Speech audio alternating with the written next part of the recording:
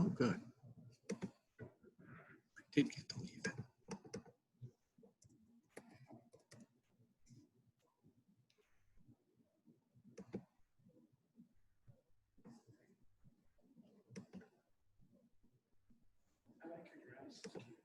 Thank you. I think this too. Yes. I love them. Cool.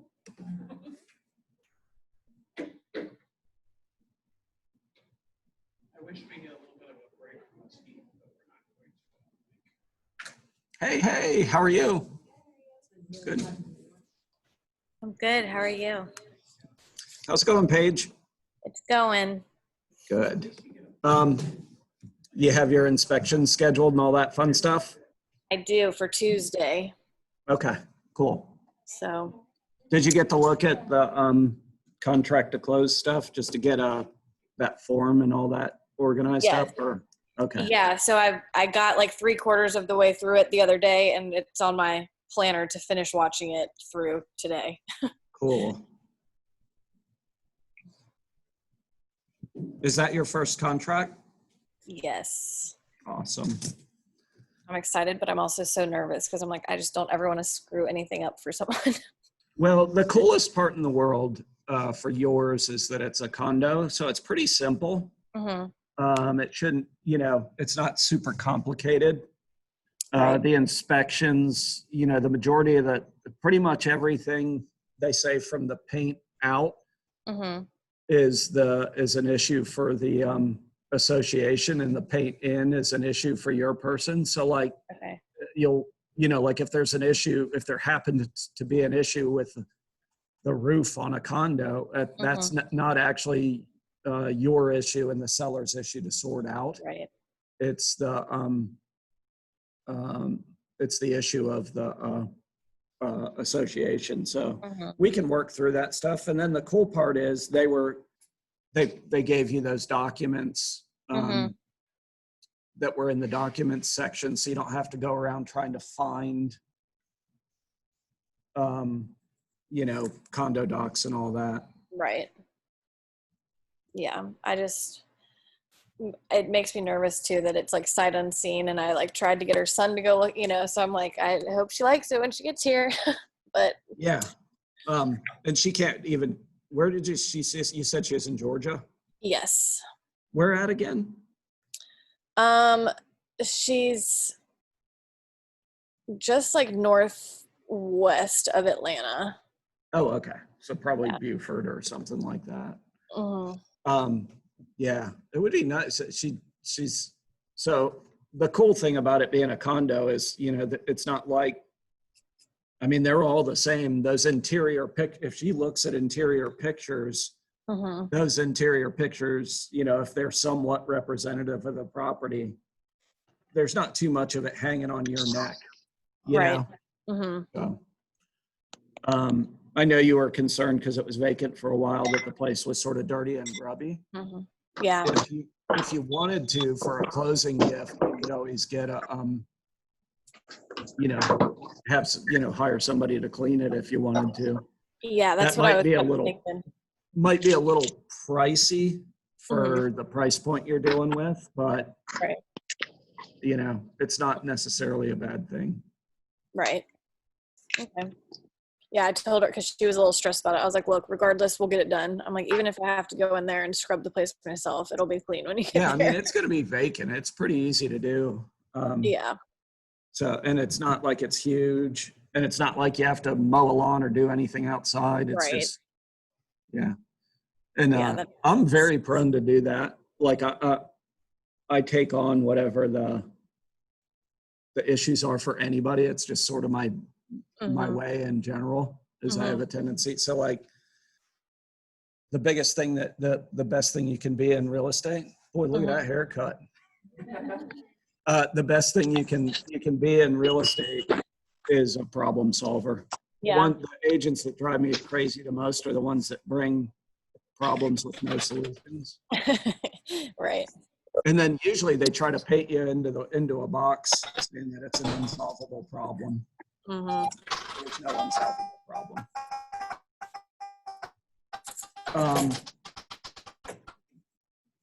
Cool. So you stopping by later? How are you about animals? Okay. Because our little dude, he's a wild man. He's pretty cool though, but he has to get eye drops once or twice a day, but he's pretty chill.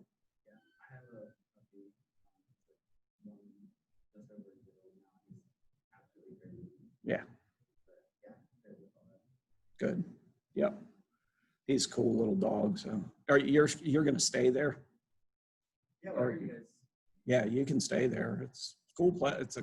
The household needs to be totally redone, but it's a cool place to, you can have people come over and hang out if you want to hang out at the beach or whatever. Yeah, hit Rachel up with it. I may or may not. She's the one that controls everything. I'm just the dummy that does what she tells me. Okay, so I think we're ready to get started. I want to give everybody up. I'm going out of town from Saturday to Saturday, next Saturday to the following Saturday.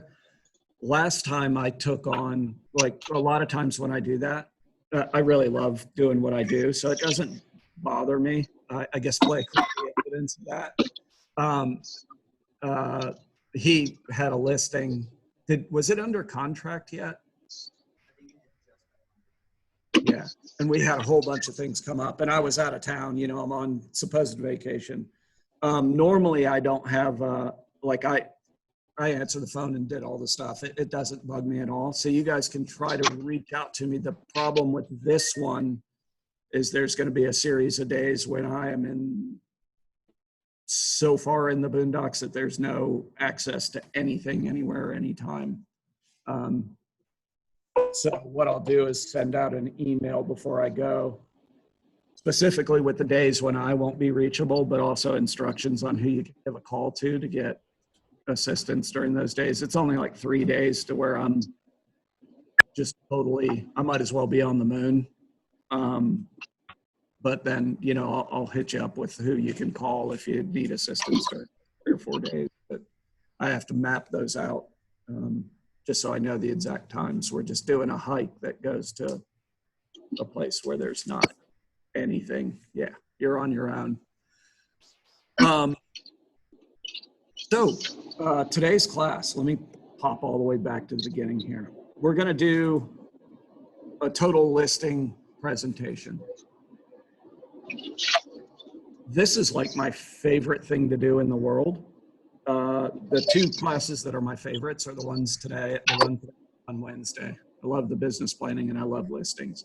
The reason in our cycle that we do the listing thing so far toward the end is it's the hardest thing to make work for a new agent the majority of the time. So the majority of the time is you end up working with a lot of buyers at the beginning. And the reason you end up with working with a lot of buyers is, well, first of all, working with buyers is easiest. You know, it's a little bit easier. And then in the market currently, getting a listing is insanely difficult. Like Rachel and I think we have one coming up in a week or 2, but we get, you know, a listing and then it's under contract in 4 days and then it's closed in 30. And then we just we have no inventory. Like we don't keep an inventory of listings. We come and go faster than I can replace them. And then the other part is listings cost a bit of money. So working with a buyer doesn't really cost any money.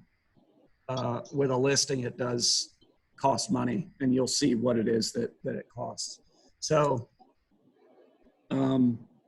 so here's the deal. We have a couple of, this is the way Rachel and I do it.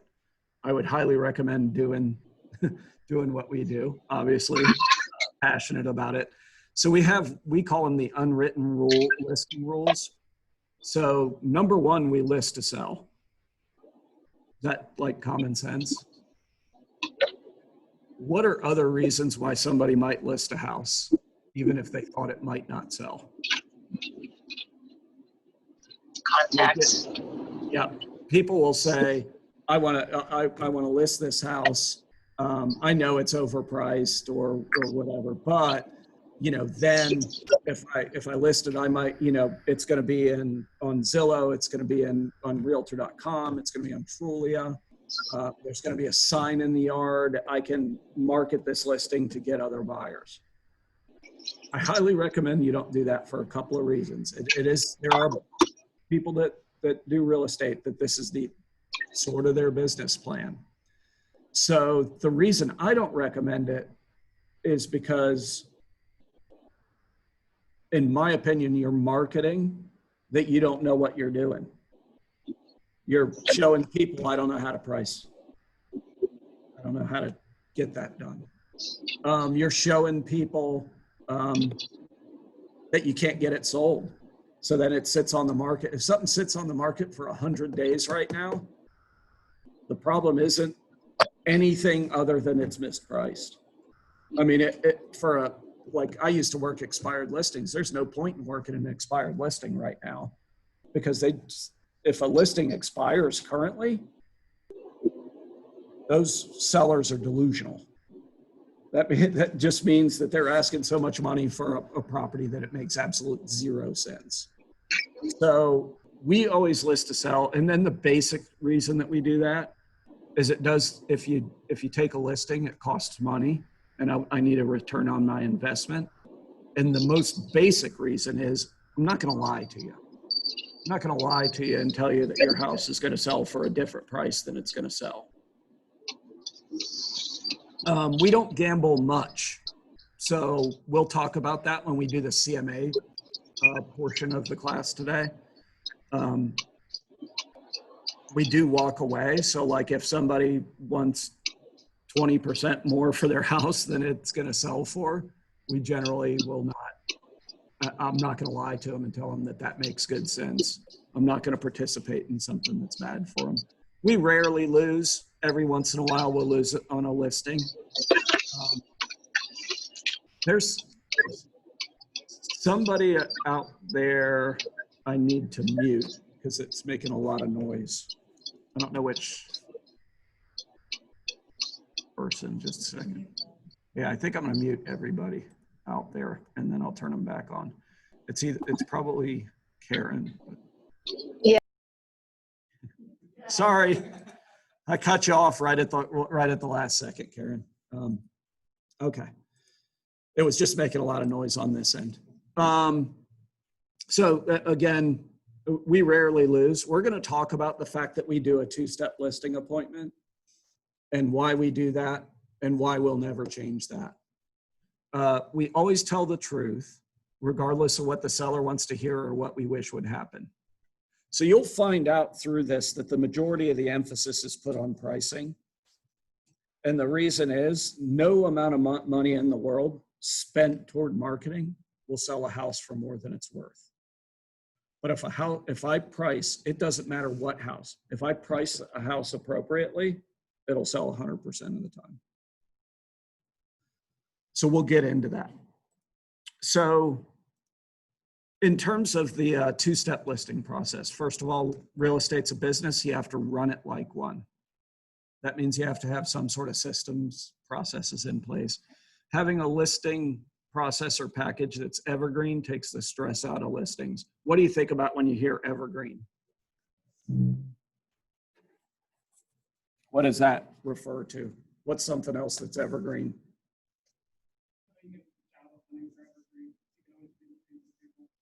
Yeah. So I always look at it as trees. Like a Christmas tree is evergreen. Like where I'm going to ride my bike. Can you hear me, Sam? Where I'm going to ride my bike and do all that stuff. I go ride there and it's like 85 degrees, not quite as hot as here. And you'll be riding these trails and all of a sudden it smells like Christmas all around you because there's Christmas trees. It goes partially through a Christmas tree farm. So it's funny, no matter how cold or how hot it is, when I go ride these trails, it always smells like Christmas. What I mean by evergreen is we just make where agents often make a mistake is they'll one-off every single listing. So they'll create a separate marketing plan for every listing. They'll do a separate, obviously you have to do separate pricing for every listing, but it really makes a mess. So for me, for example, if we're sitting here in class and somebody sends me a text right now that says, hey, I want to sell my house, but we're leaving town at 1:30 today. Can you come over here and talk to me? There's zero nervousness or concern for me. I can go in 15 minutes. I'm going to do it for you guys in just a minute and do our listing process. Like I could just do it at the drop of a hat, any second, anytime, any day. Here's the one that gets people in trouble. Listing the property of your best friend, your mom, your favorite auntie, your sister, your brother, etc. needs to be handled exactly the same way you deal with a customer you don't know. I cannot tell you how ugly it is when you skip this two-step thing because you know the person. This happens periodically to somebody. Their brother will call them and say, hey, we want to sell our house. Can you come over and tell us how much it is? And they go over and tell them how much their house is. And the brother doesn't agree. Or the best friend doesn't agree. What does the brother or best friend then do?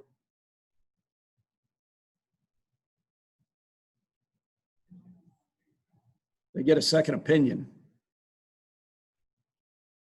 When they get that second opinion and somebody shows them a true value proposition, here's the marketing that we're going to do. Here's the pricing we're going to use to get you the most amount of money in the shortest amount of time.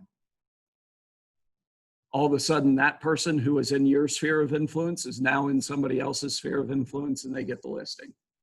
You aren't entitled to anything because you're the friend, because you're the son or the grandson or any of that stuff. You're not entitled to anything. As soon as somebody in your sphere thinks you're acting entitled or you shortcut this process, you're going to call me with a sad story. And I'm going to be like, told you so. I'll definitely tell you.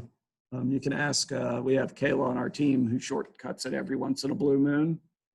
I'm like, see? The process is always the same and you should practice your presentation often. So we do a basic initial script. So the first thing, where are you going to get if any of you guys get a listing today, where is it going to come from?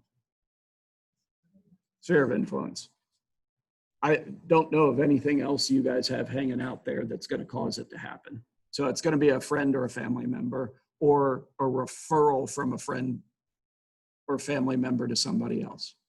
So there's an initial contact script that we use, and you don't have to be super corny about it. Just internalize it and make it your own. What I end up doing is what will happen is I'll get a text and it'll have me and whoever the referral is, or me and my friend will say, hey, we wanted to talk about selling our house. I'll literally type this in. Hey man, that sounds awesome. Just want to let you know we have a two-step listing process. So what we're going to do the first time is I'm going to come over to your house to see the property. I know I was there, last month, but I didn't have my realtor goggles on at that time. We're going to talk to you about your property and your unique set of selling circumstances. Additionally, I'm going to show you exactly what we're going to do in terms of marketing to get your property sold. So that's the first step. On the second step, what we're going to do is in between those two, we're going to do some serious number crunching, and we're also going to preview your competition. And then we're going to come back and talk to you about what the price needs to be to get you the most amount of money in the shortest amount of time. So that's the general script. You can rework it, something that works with your personality. But we want to lay out that script every time we have that contact. Otherwise, you're going to show up and they're going to expect you to give them the price. And they're not going to look, they don't know the process or what it's supposed to be. So for step one, I highly recommend you make an appointment, you show up on time or early. Take your time. So the first thing you need to do during this first step is gain information And what you're basically going to do is when you get there, I would say something along the lines of, hey, Denise, thanks for having me over. Like I said before, we do a two-step process. I'll explain a little bit more about why we do that. But first things first, can you show me your house? So you'll walk me around and show me your house. And during that time, I'll ask questions, you know, what did you, you know, why'd you buy this originally? What do you like least? What do you like most about your house? I usually don't have to ask tons of questions because you're going to tell me the roof is 3 years old, the AC is 5 years old. If you don't say those things, I'm going to ask those questions somewhere along the way. But most of the time, if I say, you know, can you show me your house? You're going to go through, and as you hit the different rooms, you're going to say the different things and do the different things. So what I'll be doing is just trying to gain information. And then at the end of that, you would stop and show, I'd stop and say, hey, Denise, you have about 10 minutes here. What I want to do is show you exactly what we're going to do in terms of marketing to get the most amount of money in the shortest amount of time. So, you know, can we sit down at the table or do whatever it is? And then after we show the marketing plan, I always tell them in between now and when we meet again, we're going to do a market analysis of everything that's sold, because what's sold is what matters when it comes to the value of your house. In addition to that, we're going to preview the competition to make sure that we get the price exactly right, because I want to provide you with the best information available. Does that make sense, Denise? Yes. Okay. So, so here's what happens next.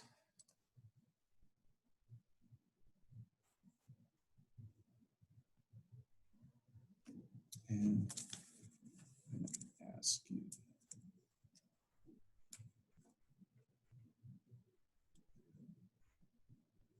I got it exactly right. Can you hand these out? I have paper versions for those of you who are on Zoom that we're using here locally to look at this stuff, but you guys can see it on the computer here.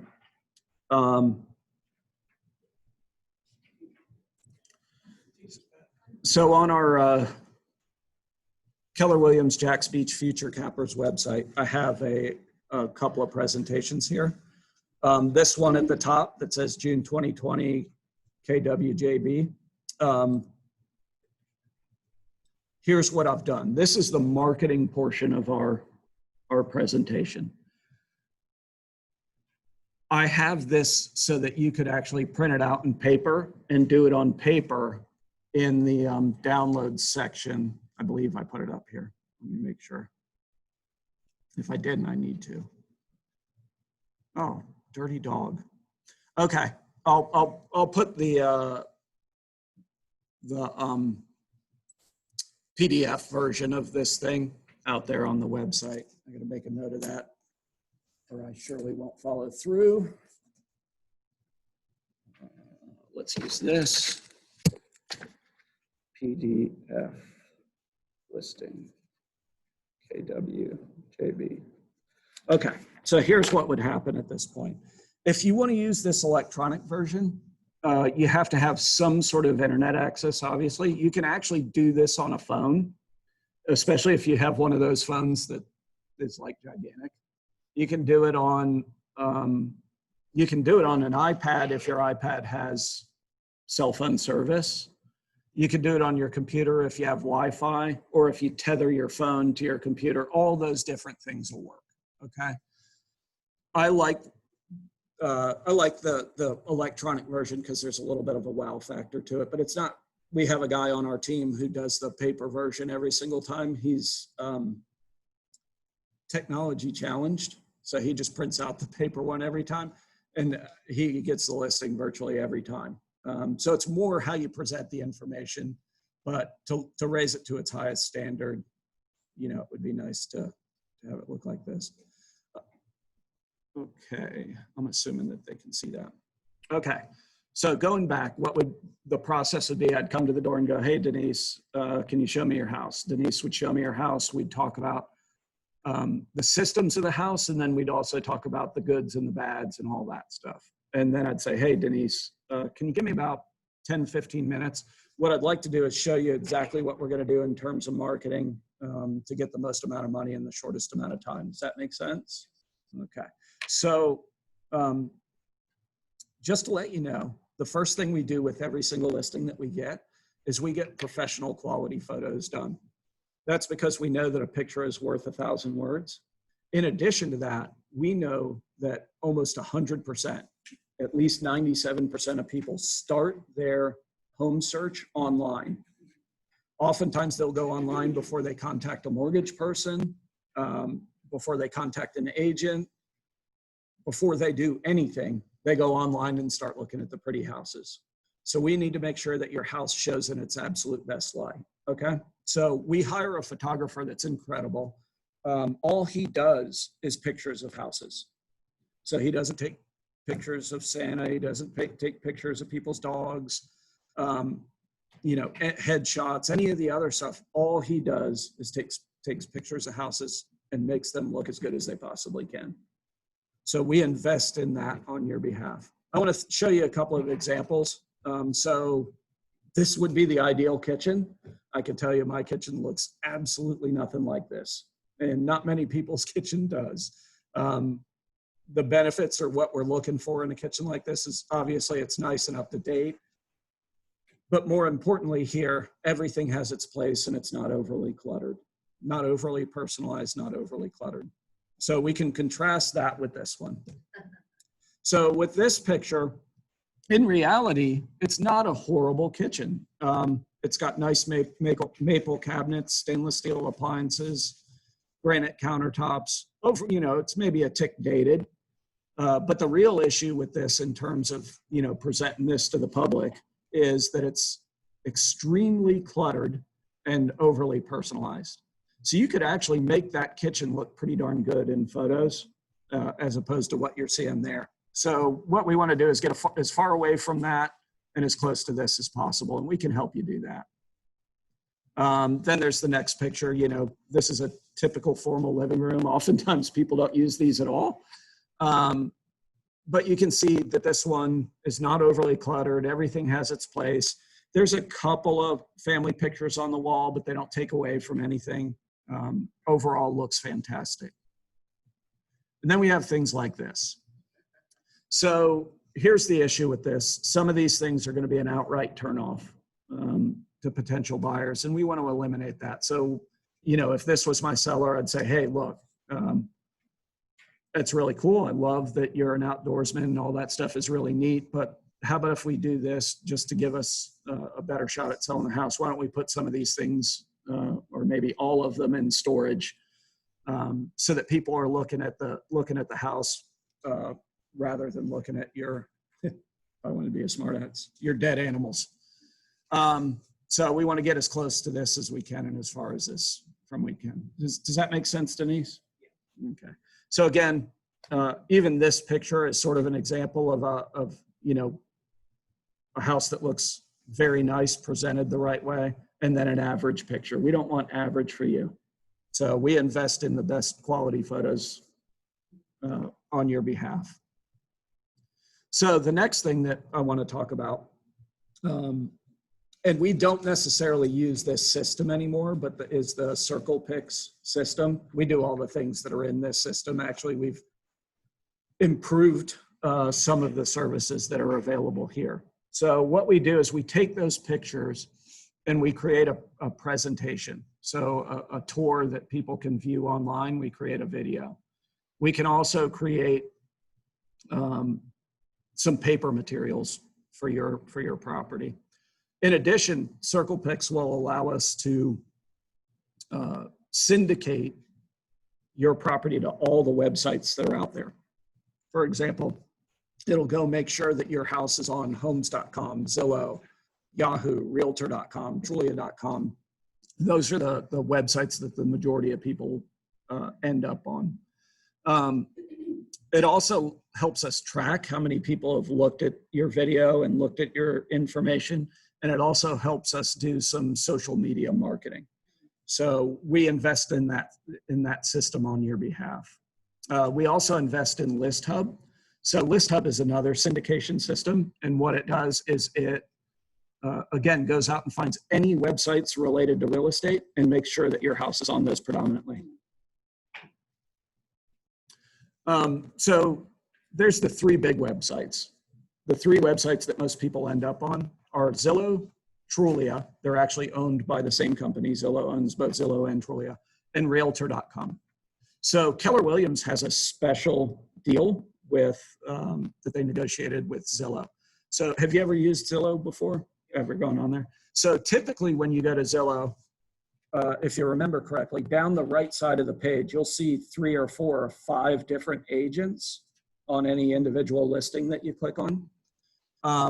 That doesn't happen with Keller Williams listings. What happens with Keller Williams listings, you can see here, this is some of the agents on our team, is only their information shows up on the listing. So when I list your house, only my information will show up. The benefit to you is when somebody calls me, you know, I'm intimately familiar with your house. I want to sell your house, and I can do that. What Zillow's doing when you see 3, 4, 5 people down the side is they're selling advertising space on your listing to an agent that doesn't care if they sell your house or some other house. Okay. So at Keller Williams, because we're the largest real estate company in the nation, actually in the world, we were able to negotiate with Zillow that on all Keller Williams listings, only the listing agent is listed there. Another thing that we'll do is we will do some social media marketing that will go toward the people that are most likely to buy your house. So if somebody, I can actually go onto Facebook and find people that are interested in water sports, whether it be water skiing, fishing, any of those things, and I can actually target advertising toward them on Facebook. You've been on Facebook, right? So if you go on Facebook and you know, like, what are your hobbies? What are some of the things that you do in general? Okay. So, so travel, let's just throw that out there. Facebook knows that you're into travel. So when you're going through your Facebook feed, about every 5th or 6th thing that pops up is some sort of an advertisement for travel. Am I right? Like you'll see, you know, all kinds of stuff related to travel. They know way more about you than you would like them to know. And they sell that information essentially to me. I can create an advertisement that advertise a house toward your specific interests. Another thing that we'll do is we'll send out a just listed e-card to the top 2,000 agents in the Northeast Florida Association of Realtors. So we have about 9,000, but if you've ever heard of the 80-20 rule, basically 20% of the agents do about 80% of the work. So we send out this e-card to make them aware of your house. We can put the virtual tour on their pictures and a full description of your house. So we do that within the first week of listing your property. So just in closing, why choose a Keller Williams Realty Atlantic Partners agent? Clearly, we use cutting edge technology to present our listings in their best light to the most potential buyers. We use grassroots marketing strategies. We can talk further about those when I come back. We communicate with you on a consistent basis. And then I have one question for you. Is there anything that you know of that you would like us to do for your house? So for us, we constantly want to learn. So if there's an avenue or service that we haven't mentioned that you think might be valuable to your house, bring it up to us and we'll make it happen for you. Our goal is to have the best experience for you and any customers that we have. So if you bring something to the table that you think will help on your house, it'll likely help our other customers as well. So we'd be happy to make that happen. Does that make sense? Okay. Do you have any questions about what we went over? Okay. Okay, so out of script mode, here's what this thing is designed to do. Who here today would be, so you get a phone call. I'm going to unmute everybody.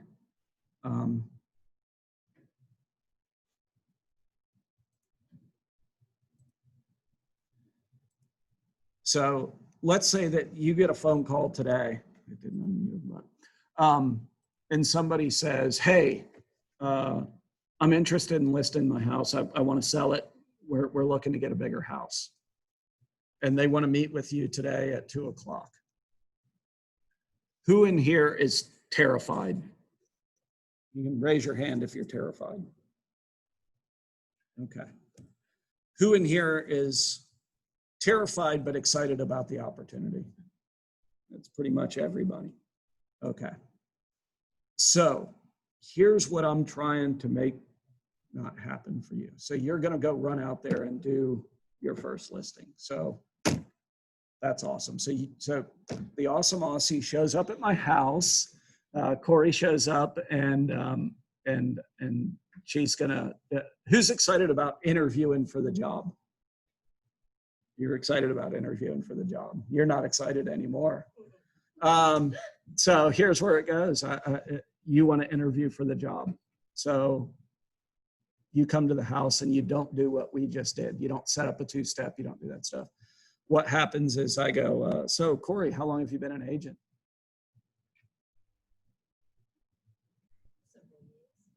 How many listings do you currently have? The market's really low right now, so listings are coming and going. So how many closings have you had this year? Here's what I'm doing with this listing presentation. I'm making it so you don't have to answer those frickin' questions. This is about what you're gonna do, not who you are. So like if somebody, like I can win on that who I am a good bit of the time. So if somebody says, you know, how many listings have you had this year? We've had about 8 and we're really short on them because every time we get one, we sell it. You know, how many closings have you had this year? We've had 22, you know, various price points, all that stuff. So I can answer all those questions, but I don't ever go in that way. Here's what I want you guys to do. And this is what this listing presentation is, the one Rachel and I use. Like everywhere where it says Keller KW Atlantic Partners on here, everywhere where it has that on here, back it up, it used to say Dorian Home Team. So I'm using the same thing you're using. But if I go through this thing, essentially what I'm doing is I go to Denise and I say, hey, Denise, I promise to get you incredible photos. I promise to help you set your house up so that those photos are as good as possible. I promise to use those photos to market your house to the widest range of people. I promise to use every website avenue possible. I promise to get your listing on Zillow and that I'll be the contact for people. I promise to do some social media marketing. I promise to do a just listed, just sold to the 2,000 most productive agents in our area. And I promise to communicate with you and do everything. So this is a series of promises. So if you go in to a listing appointment and somebody wants to ask those questions, which will rarely happen, you don't want to interview based on who you are. If you go into the listing and you go through this listing presentation like I did for you just a few minutes ago, at the end, you'll say, do you have any questions? And they won't have any questions. It closes the door on who you are. What you're selling is what you're going to do. So this thing will save Corey from having to answer all those horrible questions. And it puts you in a position of actual power to where you're like saying, these are all the awesome things that I'm going to do for you. Do you have any questions about those? Yeah, go ahead. So we're not using No, Circle Picks just got canceled. Now, I'm leaving it in here for now because all we're going to do is replace those services with other services. Currently working on that, what the office is going to do. And in reality, here's why it doesn't matter. And we'll throw a little script in here that says, you know, we formerly used Circle Picks and they did all these awesome things, but we found some companies that do it at a higher level. So we're going to switch some of those out. This is just an example.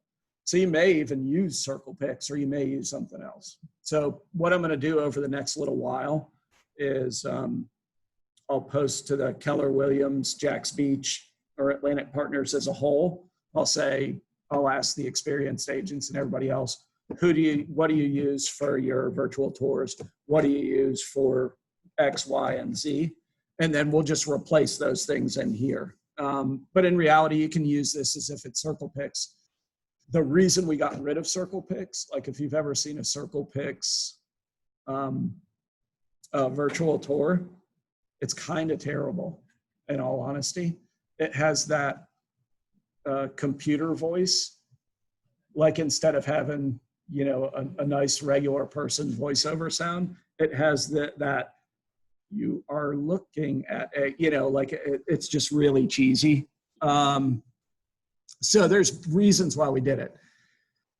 Here's what, I was the only one. So they had the Agent Leadership Council meeting. It was it was not this past one, but the month before. I fought to keep it.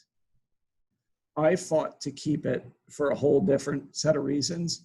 It cost, you know, your monthly fee of whatever, $77 or $81. I can't remember what it is. It covered $7 of that covered CirclePix for you. And the fact of the matter is, I didn't care whether you use CirclePix or anything else. If we price it right, whatever services we put on the other side of that just don't matter.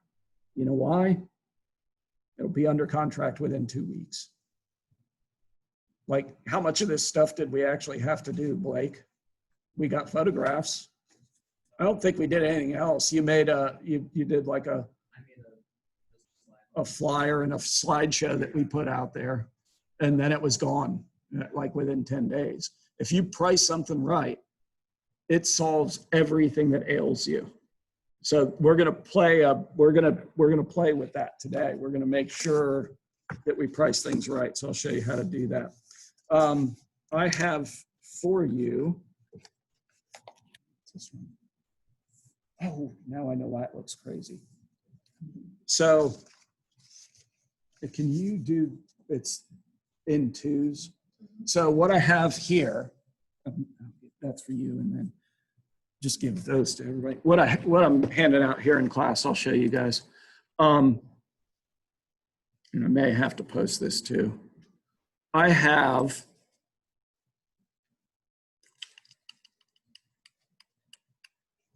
let me pull this little bugger up.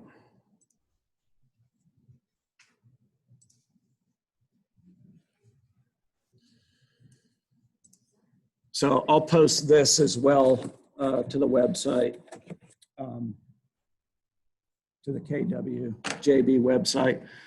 We have let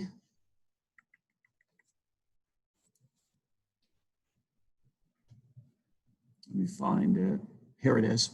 So I'll post this up. All that stuff I just went through, I have a basic bullet point, for one-page bullet point that's the script for that listing presentation.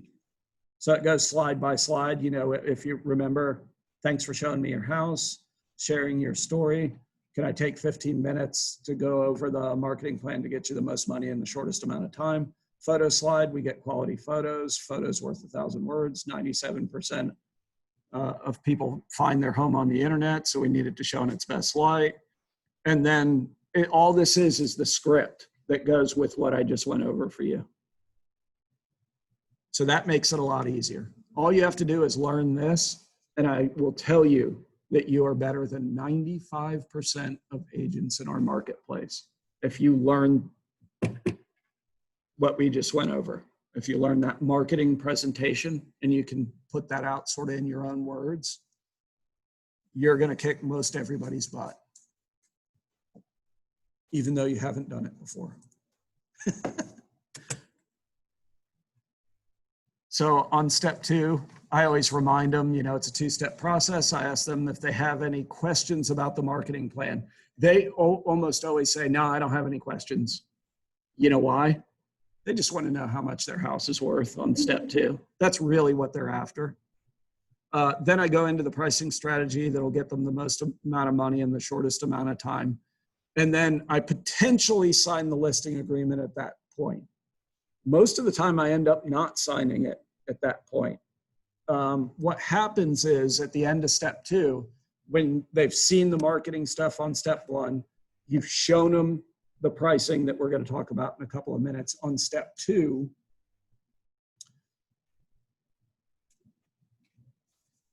At that point, they commit. They're like, okay, that price, okay, so that price makes sense. Then what I do is go, okay, so we need to get our photographer out here to launch your listing. So what we're going to do is we're going to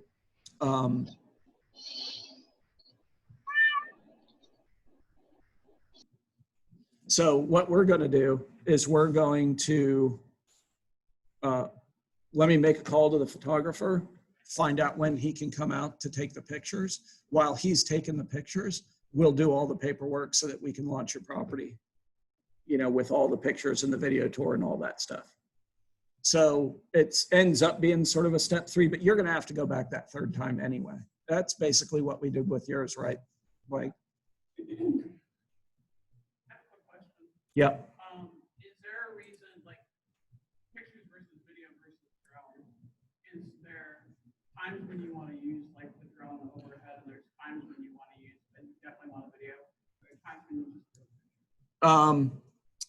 the majority of the times you're going to do some sort of a video or a what did you call it? Picture screen? Yeah, like a slideshow. A lot of like. Yeah, that. Yeah, you can upload it to YouTube and then actually embed it into MLS like as a video, and then you can also And they'll make one for you. It costs very little money. If you wanted did you use Dwayne for your photographs, or did you do them? Yeah. Okay, so the guy that Rachel and I typically use, he can do a video tour for $15 or whatever. He as an added cost. We let him handle everything. The only time I use drones in reality is if it's maybe on a pool home, but generally if it's something on the water or something where it's a big property, most of the time we don't pay the extra money for that because it doesn't, unless it's something special, it doesn't matter. So let me ask this question. What would your objection be to doing a 2-step? What's the worry about doing a 2-step listing process? Does anybody have a concern? Yeah, so here's the objection that I usually hear, is that you're worried that somebody's going to swoop in between step 1 and step 2 and list that property. That's the concern of doing a 2-step versus a 1-step. The other one is agents are just lazy and they just want to lock it down. So they try to do a 1-step. Here's how we deal with that. So first of all, overcoming the objection to you that you're worried between step 1 and step 2 that somebody's going to swoop in. Rachel and I have been doing the 2-step listing process for about 15 years. In that time, only 2 times, and this is 2 times out of probably 300, have we not gotten to go back for step 2 and that the listing went away. Would I change the way that I do it because it happened 2 times out of 300? Absolutely not. Because here's the danger. If you try to do it in 1 step, you're going to be surprised a lot of the times that you do it. And a lot of times you're going to get the price wrong. And the price is really all that matters. It's all that matters to me. Like I have that pretty listing presentation. Generally speaking, I don't have to do any of that stuff. Because the same thing happens for me that happened for Blake. I never have to follow through on any of that. The reason I don't have to follow through on any of that is because if I priced it appropriately, it sold 100% of the time. So the 2-step makes sure that I don't make a pricing mistake as well. So we do a 2-step 100% of the time. If we did the 2 times that we weren't asked to come back, both Rachel and I didn't feel real good about even wanting to go back. Like I was like, this person's freaking crazy. Are we sure we want to do a step 2, or do we want to bow out? What do we want to do? So you'll run into listings you don't want. Now, here's how you can make yourself feel better if you're still concerned that somebody's going to swipe it in between the two. There's a couple of scripts that you can use. First of all, I never bring up and ask the question whether I'm competing or not. I don't do it. Because if it's in your sphere of influence, are you competing? 9 times out of 10, you're not competing. Not only are you not competing, the only thing, if you screw up, you'll create competition. They'll get a second opinion. But generally speaking, you're not competing with anybody. So it's a non-issue. And the second part, if you are competing, that seller says it right away. I'm interviewing multiple agents, because what they're trying to do is take the power, take the control, but they're also doing it to try to negotiate their list price with you, which is a horrible idea.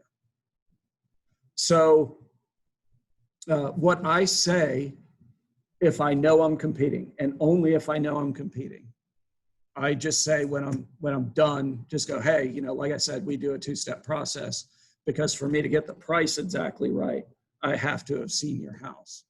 I want to warn you about something. If an agent shows up here, having never seen your house, with listing paperwork in hand and a pricing model that they've created without seeing your house, whose best interest do they have in mind? I'll pull the rug out from under anybody who's going to try to swoop in on a 1-step in between. I can say, hey, if they show up with paperwork in hand, whose best interest do they have in mind, yours or theirs? It's simple. So you generally speaking, that 2-step, I mean, I'll hold you to it. If you want help from me, I'll hold you to it. Like what'll happen, and don't get me wrong, I'll sound frustrated. What'll happen is you'll get a listing opportunity and you'll call me up and go, oh, I have my first listing and I want to go over stuff with you. And I'm going to go, okay, so you already signed the listing paperwork? Oh, no. I haven't done that. I just have my first listing. Okay, you don't have your first listing. You have a listing opportunity. Okay. So I want to go over it with you, and I want to do the pricing, and I want to do so. So have you been to their house and shown them the marketing plan? No, I haven't done that. Okay, do that. So you're going to do step 1. You're going to go look at their house, and you're going to be my and your eyes on this house so we can do a good pricing strategy. And then we need you to show them the marketing stuff. So go do that. And then tell them that you're going to be back in touch in 3 to 5 days to show them the pricing plan to get them the most amount of money in the shortest amount of time. So I'll just guide you back to it. What'll happen is people will sort of, you'll get excited. I get it. You wouldn't believe how excited I get for you, just so you know. Blake probably knows this. Like I get so fired up. Like I want to jump to the conclusion of, I want to do this, I want to do it, but I'm going to hold it to the same standard. It's funny because my wife gets mad at me because, when you get your first listing, I'm way more excited about that than me and Rachel getting a listing that we're going to get 100% commission on because we're capped. The money is not the issue. It's the excitement and, you guys building a business that's the issue. So I'll just pull you back in. I'll rein you back into the 2-step process. And I'll just say, hey, go look at the listing presentation, read over the script, practice it with your significant other or a friend, and then set an appointment and go do step 1 with your person. And then in between step 1 and step 2, you and I will get together and we'll do the awesome pricing strategy. And that's how we do it every time. And it's so much, it's really not a worry. And you will look fantastic every time. I promise you. All right. So now we're going to switch gears to what actually matters. And that's the pricing strategy. But I have to take like a 5-minute potty break before we go. Old man disease. My wife was saying last night, so there's 3 of us that live in the house. There's my wife, my daughter, and me. And she can always tell who had to get up in the middle of the night to go to the bathroom by the way that the seat is left. So my wife puts the seat, or both seats, all the way down. She freaks out about it's closed before you flush it. My daughter always leaves the female part of the seat down. And then I always leave everything up. And she's like, I know who the people are who had to get up last night.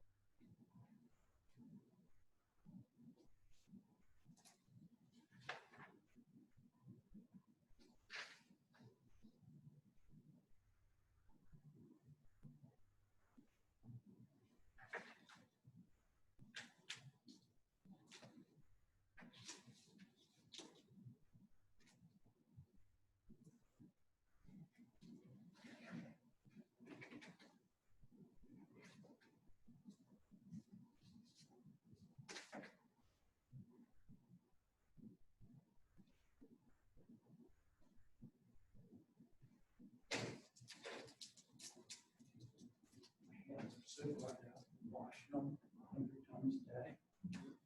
Oh. And then I used one place I went, I used a hand sanitizer. And it like burned, like I had a blister across here from, it got under my watch and it like blistered under there. Oh my God, that hurt. Finally went away after 2 weeks. Be careful about that hand sanitizer, that's for sure. Yeah. Yeah, it smells horrible. Yeah. Okay, so I can't emphasize this enough.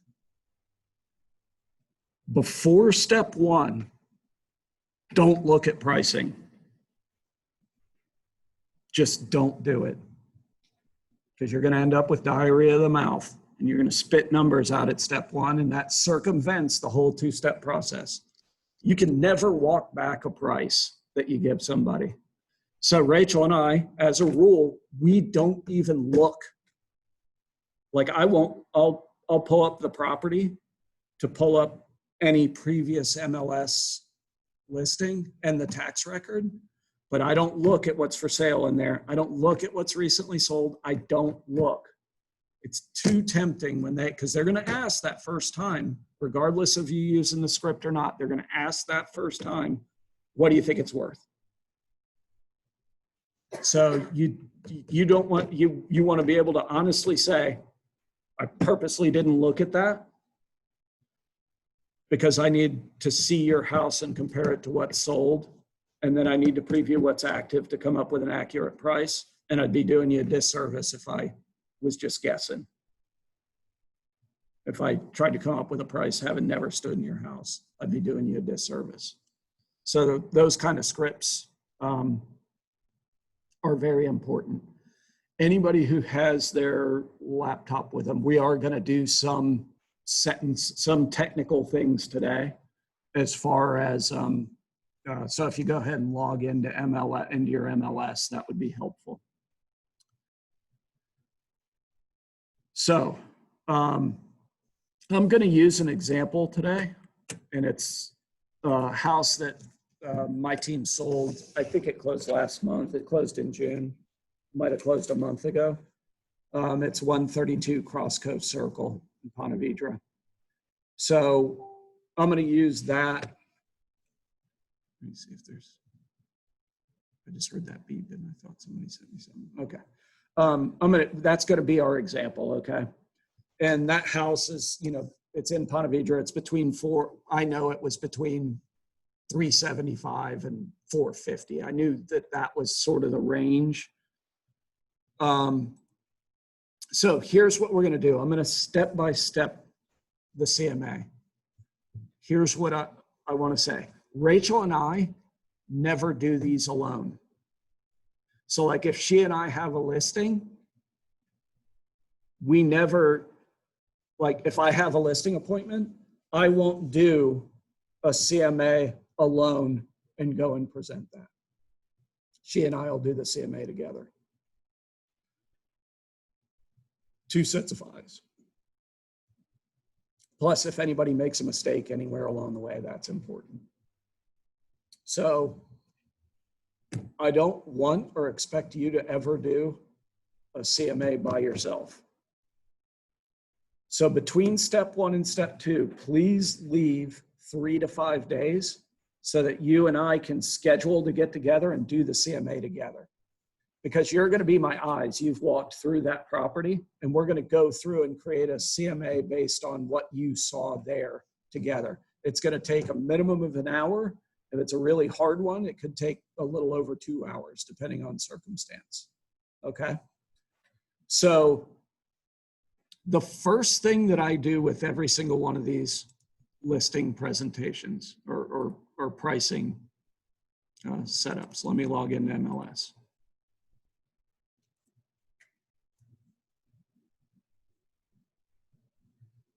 The first thing that I do every single time is I pull up to see if there's any previous MLS activity for that property.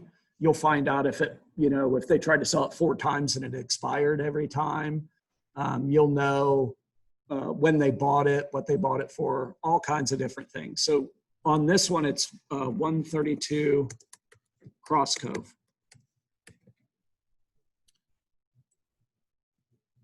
So this is when we just recently sold it. If you look, there was a previous, so this is when the person bought it. So they bought it on July 12th, 2010 was when her customer bought it. So this was the initial thing that we looked at. We saw this. And then you hit tax info and you have your tax info. So for those of you who are in the room with me, I have this stuff for you. I might not have printed that out. No, I didn't. Okay, no problem. So we have our tax info. So on step 1, what we're looking to do, we would probably bring the tax info with us. Like you might print these 2 pages and bring them with you. And here's what we're trying to verify. Square footage heated and cooled. So that 2077 number, we want to know what the size of this house is. We got to know what we're selling. Here's the rule.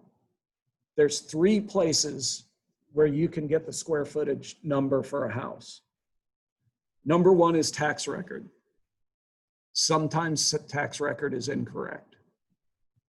Number 2 is the original builder's plans. So this lady, I think, no, she wasn't. So she wasn't the original home buyer of this property. She didn't buy it new. But sometimes you'll have the original builder's plans and it'll have the heated and cooled square footage on it. And then the third is if there's a previous appraisal. When they do the appraisal, the appraiser measures the house and does a building sketch.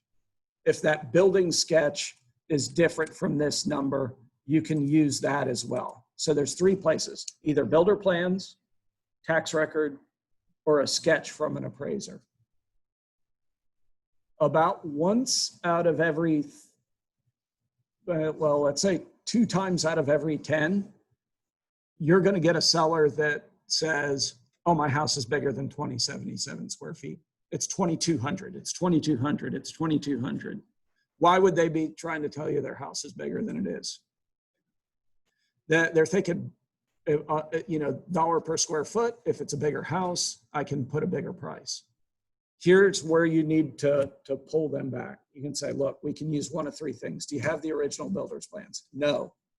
Do you have the tax record says 2077? When you bought the house, did you get an appraisal? Yes. Do you have that appraisal from 10 years ago? No. Okay, here's what I can do. And what I end up doing is I have an appraisal or an appraiser that will go out to the property and measure the house for about $200. You can go, if we're going to use a different number, I have an appraiser. He'll come out here and he'll squeeze every inch of square footage out of it he can, but we need to be truthful about this number so we can have him do the building sketch. So he'll measure the house and create a sketch, and we'll put that in the MLS, and that's what we'll use. Whatever the biggest, I'm here to get the biggest number that we can, but we also have to have a verifiable source. Here's where you don't want to get into that issue. If you do that and say 2077, it's 2077 in the tax records, and you list it for 2,300 square feet. And this has happened a lot. You just round it and say 2,300 square feet, and you put it in the MLS. People come and buy the house, and they get an appraisal. And the appraisal says 2085. What they're going to do is go, wait, that's 215 square feet. It's off by 215 square feet at $115 a square foot. And they're going to go, okay, so 215 times 115. I'm overpaying by $25,000. But on the other hand, the house did appraise. You're in a bad spot, really bad spot. It's one of the biggest mistakes you can make. Don't try to use square footage effective. Don't try to use square footage actual. Don't use any of that stuff. You're using square footage that's heated and cooled. Okay, so now we know what we're selling. We're selling a 4-bedroom. I believe this has that in there. Yeah, this doesn't have the beds and baths. But we're selling a 4-bedroom, 2-bath house, and it's in Seaside at Ponte Vedra Beach. So the first thing that I do every time right now is the optimism script.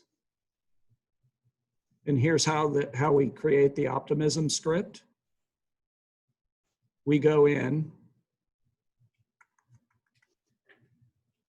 You are in the way. You go in and you do a My Market. So for you, it might be under the menu and then down where it says statistics, My Market. So use the My Market tool. And what you're going to do is a quick search.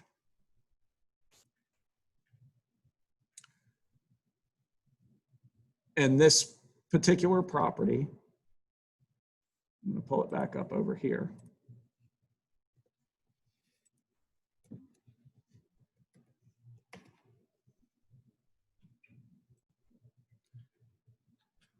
This property is in the Ponte Vedra region, which is 26. So I'm going to come down here and I'm going to say 26. And then I'm going to do generally the price point of this property. I know that it's going to go somewhere between 400 and let's say 500. I know it's going to fall in that range. That much I can pretty much tell. And then leave everything else the same. So all we're doing is the region and the price, and you hit the next button, and then just leave this stuff the same and hit search. And what it's going to show you is that months of inventory. So if you want to look smart and you want to have an optimistic script, you're going to say to them, hey, Not sure if you're familiar with this term, months of inventory. You'll also hear it called in the news or on TV or read it somewhere. Also, it'll be called absorption rate. All it is the number of active listings divided by the number of sold listings. And in this case, in June of last month, it was 4.38. That's a seller's market.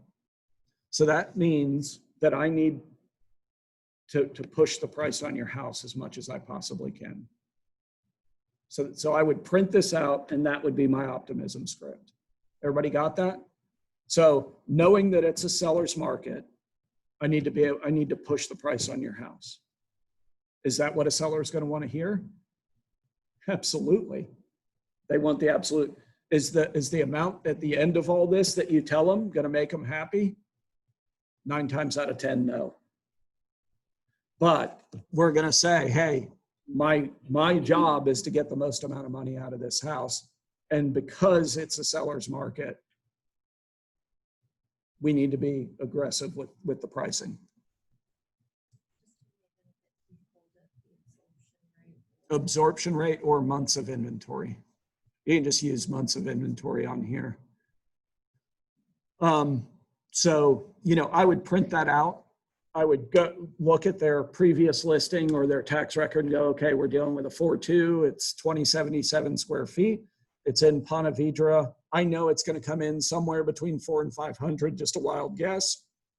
And in that price point right now, it's a seller's market. So I know that I need to press, that I wouldn't be doing my job if I didn't price your house as optimistically as possible. Okay. So that's the optimism script here, market overview, optimism script. We rarely use a traditional CMA. I'll show you how we generally do it. Being a student of the market is very important. We're going to use a variety of pricing strategies in just a minute here. And exactly the right price will get the seller the most amount of money in the shortest amount of time. So here's our property. And we're going to go step by step through this as if we were sitting down together to do it. So we've done the optimism script with our people. The next thing that we're going to do is we're going to do a full search for sold property. And in this case, we know the subdivision. It's Seaside at Ponte Vedra. So you can just go in and type in Seaside, and it'll pull up a couple different ones. We're talking Seaside at Ponte Vedra. One of the things you always have to be careful about is sometimes people will misplace these. Like instead of putting it in Seaside at Ponte Vedra, they might accidentally put it in Seaside. So a lot of times I'll pick both of those and see what happens. Make sure I don't miss anything. So I'll do Seaside and Seaside at Ponte Vedra. There's in the history of MLS, there's been 270 solds. I obviously don't need to go back to the last 15 years. How far back should I look for a sold date? Okay, so one person says a year. How far back should I look? Is everybody 6 months?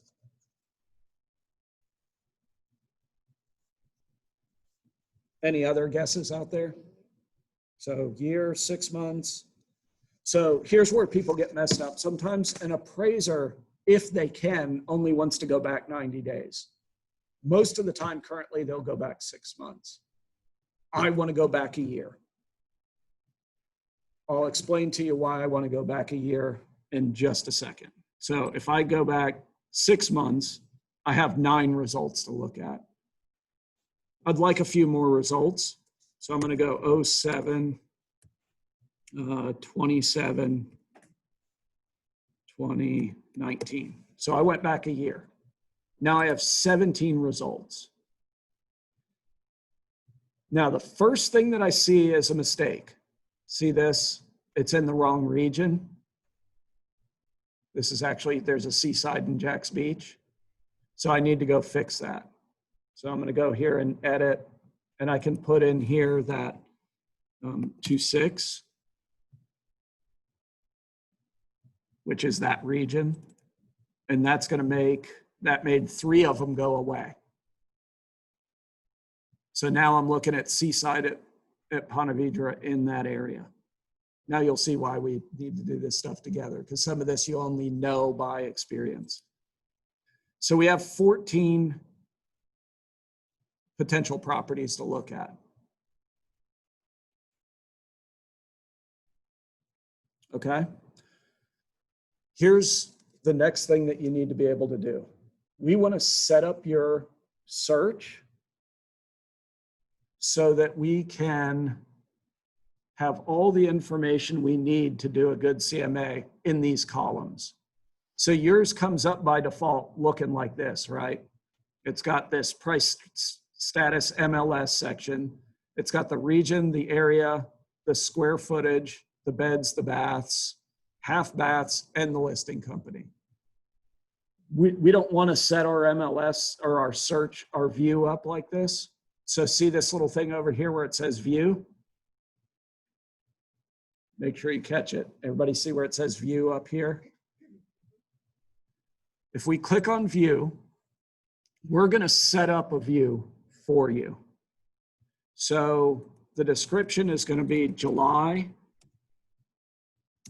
CMA.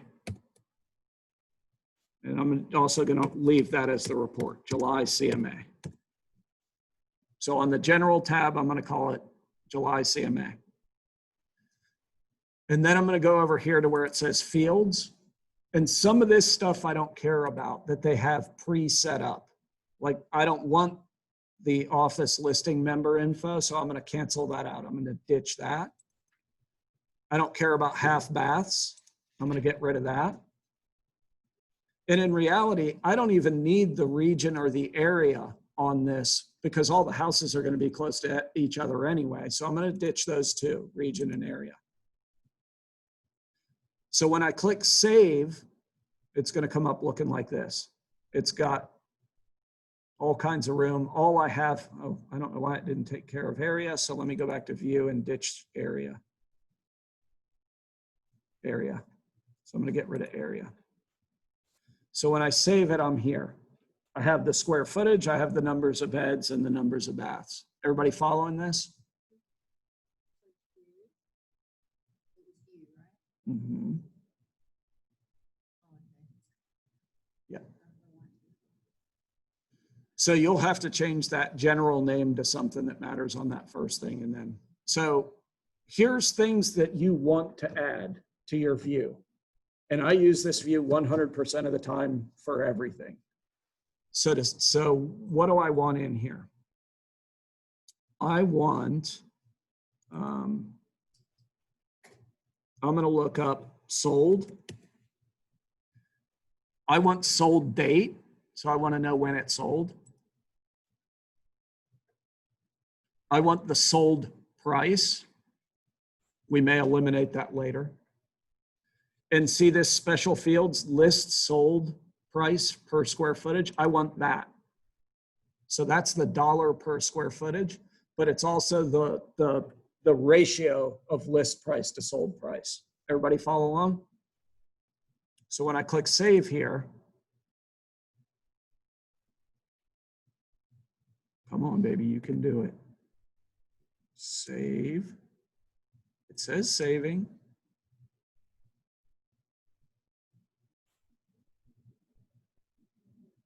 Oh, it didn't do it. So let me do that again. Don't do it. I'm hoping MLS isn't going down right now. So all three of those, it still says that they're over there. And this time it's saved. So they got a little gremlins this morning, no problem. Okay, so now I have the sold price, the list to sales ratio along with the dollar per square foot and the sold date over here. A couple of other things that we're going to want. Go back to view and type in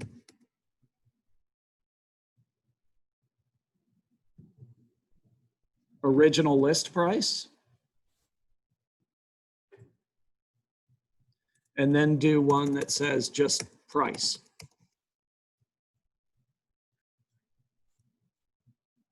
Everybody got that? Yeah, it's been giving me heat. Okay, so I hit save. Now, I don't like the layout of this. And then I see that the sold price is already here. So everybody see that the sold price here always matches there. So I'm not going to need that. So I'm going to go into my view. I'm going to get rid of that sold price because I already have that elsewhere. And then what I want to do is I want to move the list to sold price per square footage. I want to put that near the approximate square footage of the property, just so they're right next to each other, the square footage, dollar per square foot, and the size. And then I want to put the original list price way up here. And then right inside that, so you can drag and drop these, I want to put price. And I'll show you why.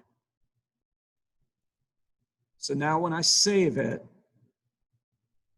here's the format. I use this format the majority of the time when I do CMAs.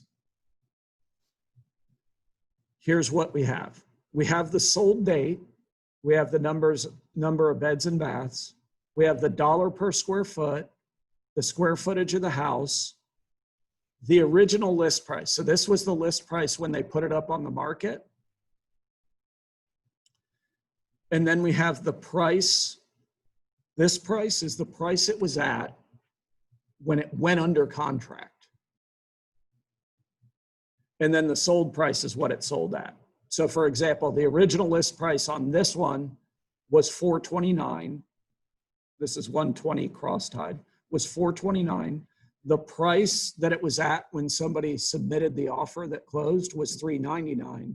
And the offer got negotiated out to $390. Does everybody see how what those all mean? And then we have our sold date. So now that I have all this information, the first thing that I'm going to do, now that I have these fields set up, you've got these from today forward to use anytime you're looking at property. I put these in order from largest, so descending order from largest house to smallest house. And then what I'll do is I will print this list out. It's important that I show you how I print it out. And you'll want to pay close attention to this because this is where people sort of mess it up. I go up here and I hit the print button. And then under here, I'm going to click list and search criteria. And I'm going to deselect the detail. And again, I'm recording this so you can go back and look at this if you need to. So when I preview it, here's what I have. Up here at the top, when I check this search criteria box, it put all this up here at the top for me. So this is the discussion I can have with my seller. I can go, hey, Denise, so what I did is I looked up all the properties in your subdivision, Seaside at Ponte Vedra, that have sold in the last year. This is every house that sold in your neighborhood in the last year. There were 14 of them. What we're going to do is we're going to pick out the 2, 3, 4, 5 properties that are most like yours, and they're going to determine the value of your property. Does that make sense? Okay. So what I would do is I would print this out in this order. 2,700 is the largest, and it goes all the way down to 1880.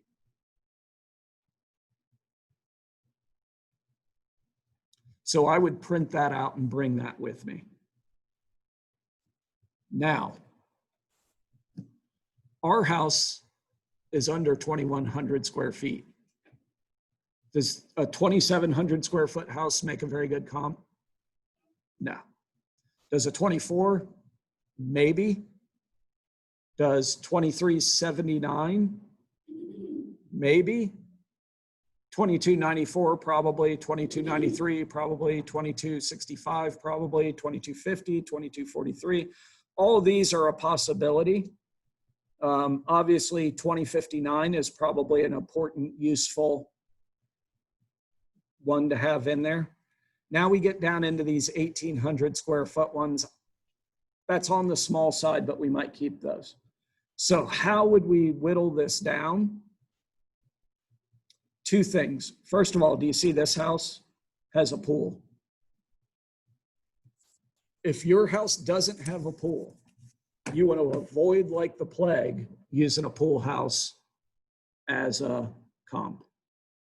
It'll make things very difficult. And in this case, there's no need. So we need to eliminate pool houses. Also, we need to eliminate at least these two that are substantially larger than ours. And we'll probably leave in this one that's the smallest, just because it really is only 200 square feet smaller. So I'm going to go in and I'm going to edit my search. And I'm going to type in here. Let's see if this works. God, it's working so slow. So normally when you put, yeah. It says no pool for the first one. Yeah, I see it's working on it. Okay. So any way you can find it, you can type in there no pool or yeah. Let's see if it'll search it out. Nope. So I'll just go back to, okay, no pool. So I'm going to use that. And we have no pool. That just cut 5 of them off. Does everybody see it went from 14 results to 9?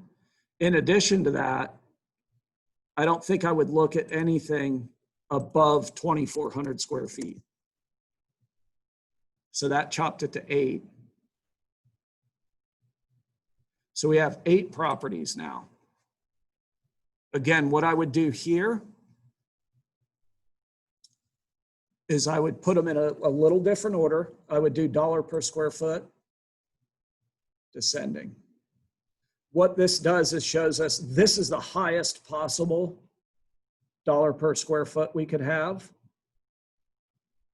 And this is the lowest possible. So that gives you some sort of a range. And what I would do is the same thing I did. I would print this out. And I only want the list with the search criteria. I'd get rid of this detail. And if you hit preview, it'll show you.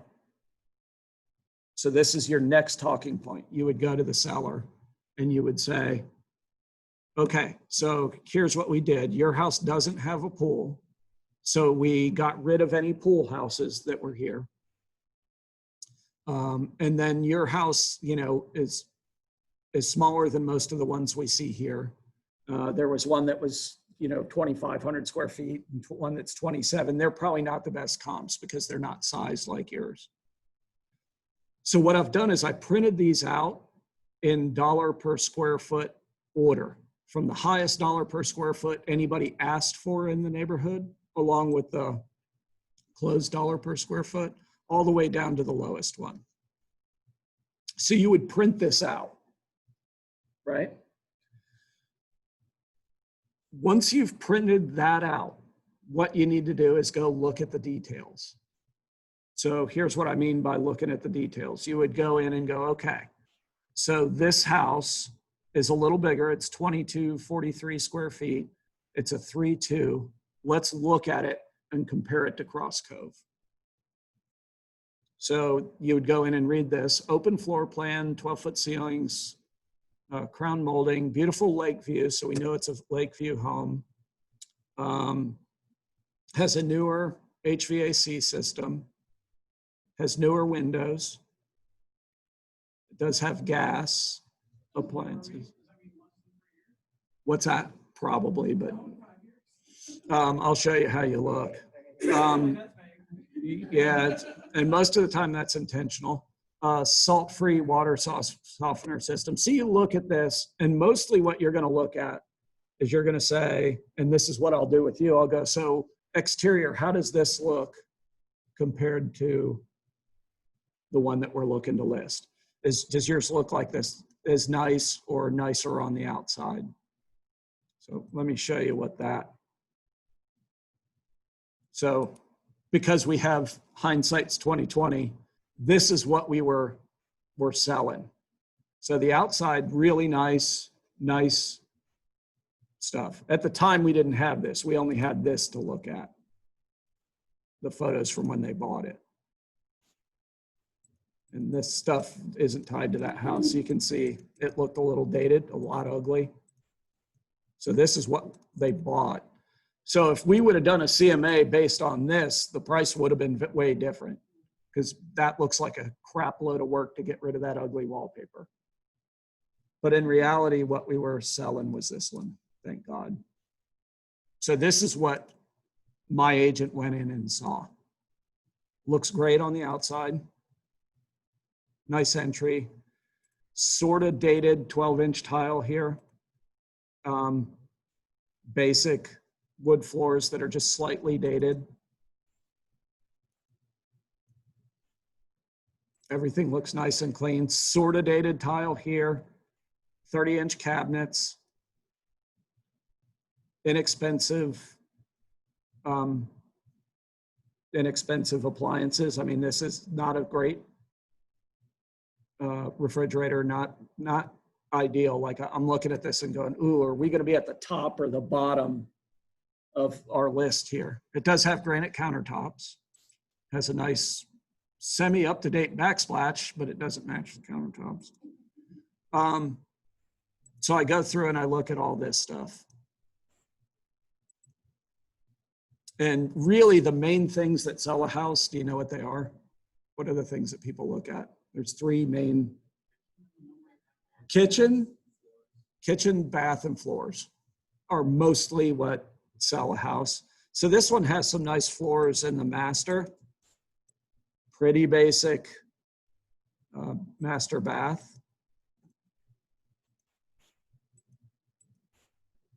But the nice wood floors everywhere else. This is a nicer, newer tile, slat tile. Decent backyard. So this is what we were selling. Now we have to compare that to the houses that we're looking at. So Katie and I went through and looked at these, and I was like, dang, terrible pictures. Is this kitchen nicer than the one where, this one's substantially nicer? Nicer by a long shot as far as cabinets, nicer appliances, everything matches. It's a little more up to date. Travertine floor, still dated, but it's nicer than the 12-inch tile that we have. Horrible pictures, by the way, that this agent did. But we can tell that the bathroom's nicer. We can tell, or the kitchen's nicer. We can tell the flooring's nicer. And look at that bathroom compared to ours. So we need to be able to show that to our person and go, hey, look, this one is going to sell on $1 per square foot basis more for a higher price than yours, most likely. So we would have shown that one. Then we would have shown this one. We'd look through and we would make our notes here. Lake view from almost every room, 4-bedroom, 2-bath, newly updated kitchen and master bathroom. Home interior has been recently painted, new flooring in living rooms, upgraded AC, filtration, transferable termite bond. Let's see.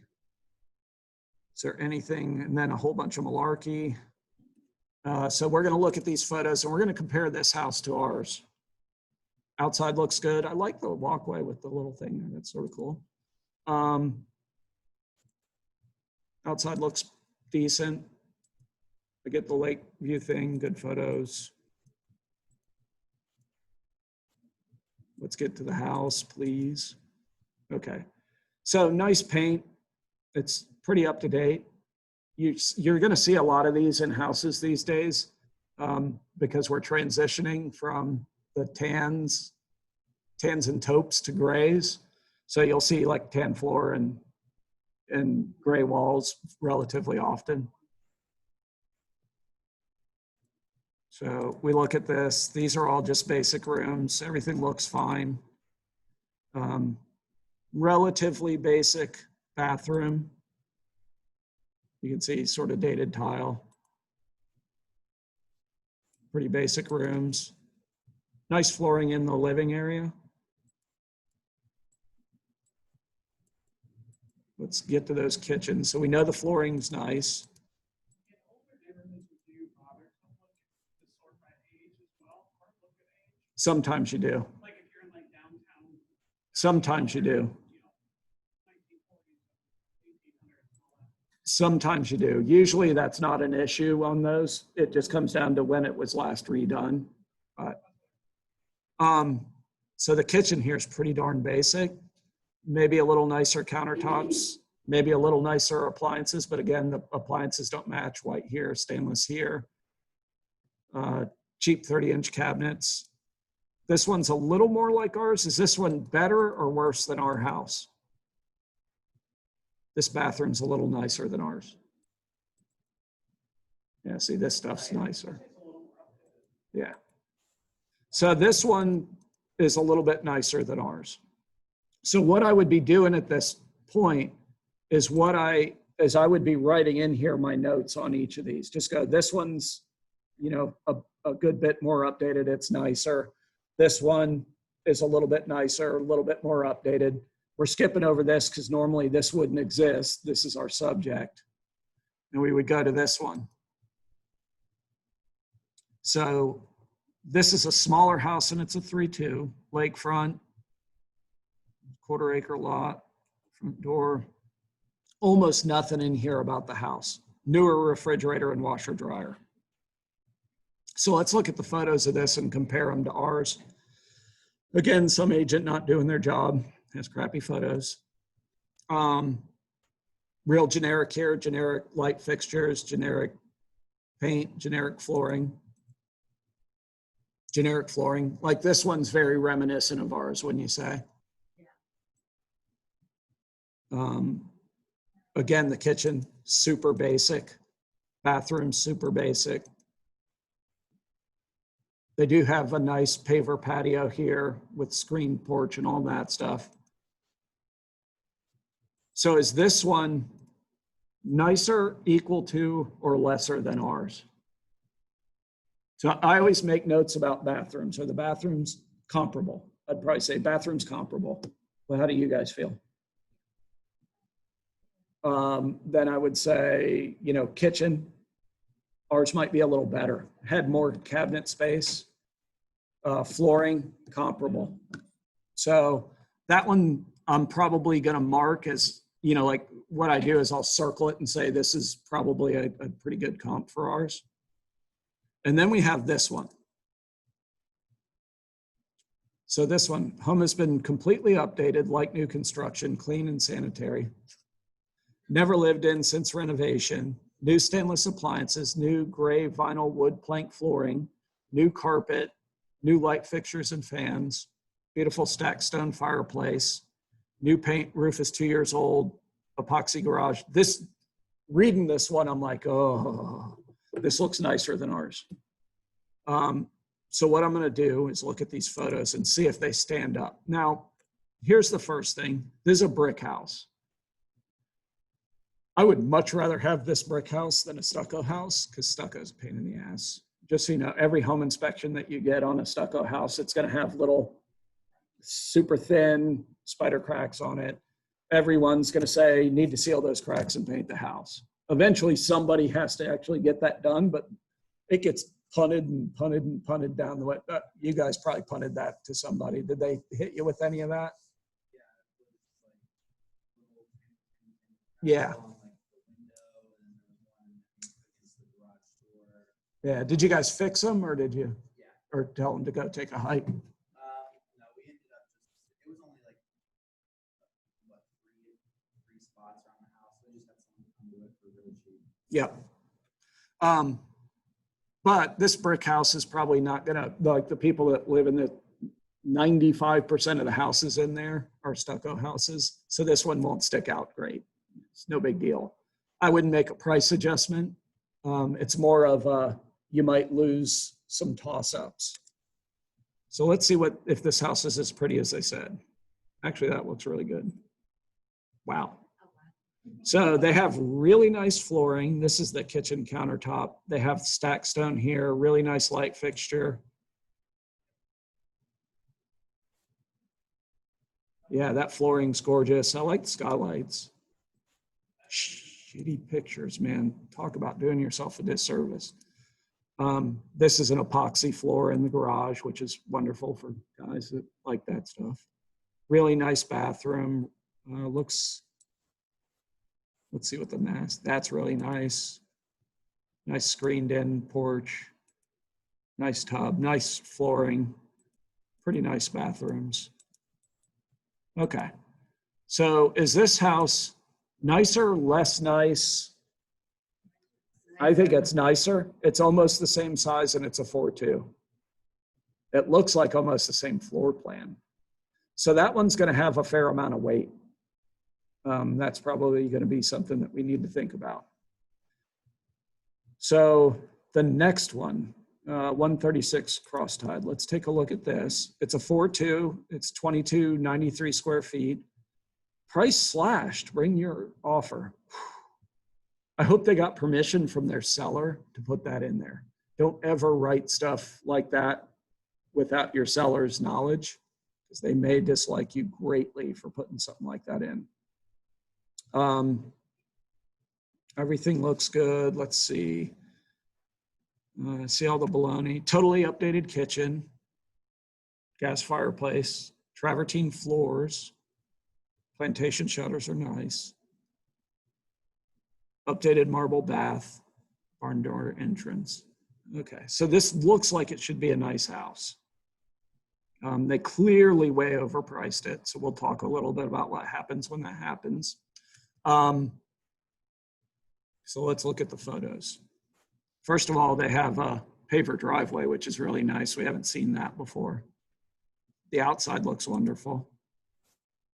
Nice lake view. That looks nice. The flooring's nice.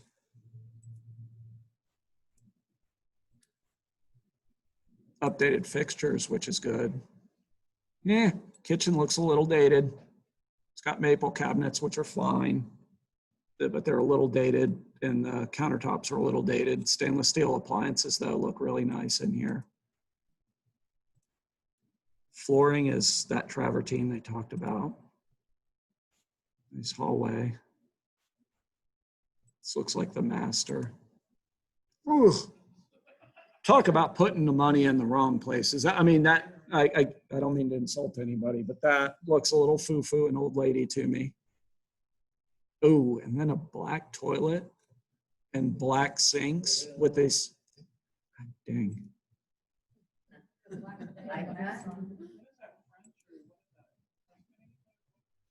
Ugh, ugly? I don't know. So I don't mean this in any way. I'm not into politics or anything else, but it looks like Donald Trump frickin' came up with this haughty, tawdy, ugly thing. But that bathroom's nice.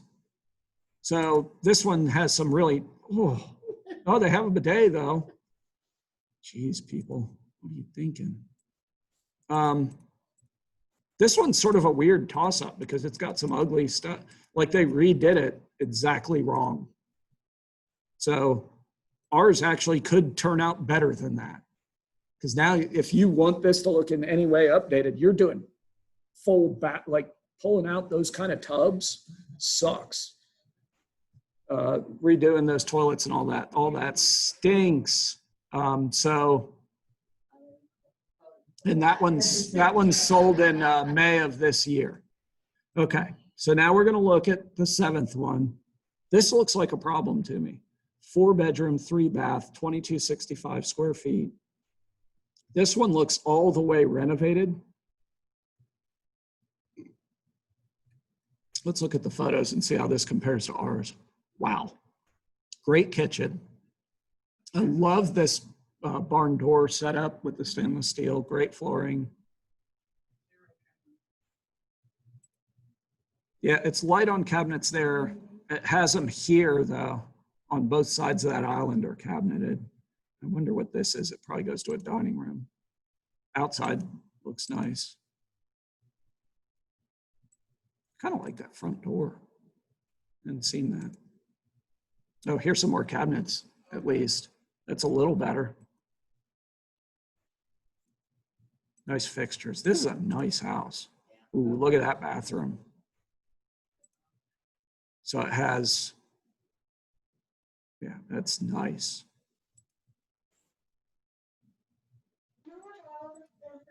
I like this house.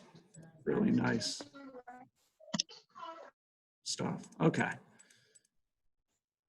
The flooring in this part doesn't necessarily match the rest, you know, the dark wood, but it's not bad. That's fine with the gray. That bathroom's really nice as well. So this thing is really nice. And it was one of the ones that sold at the lowest dollar per square foot.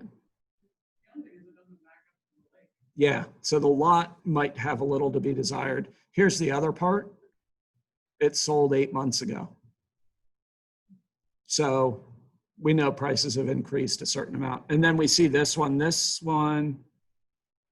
see if it's in here. No.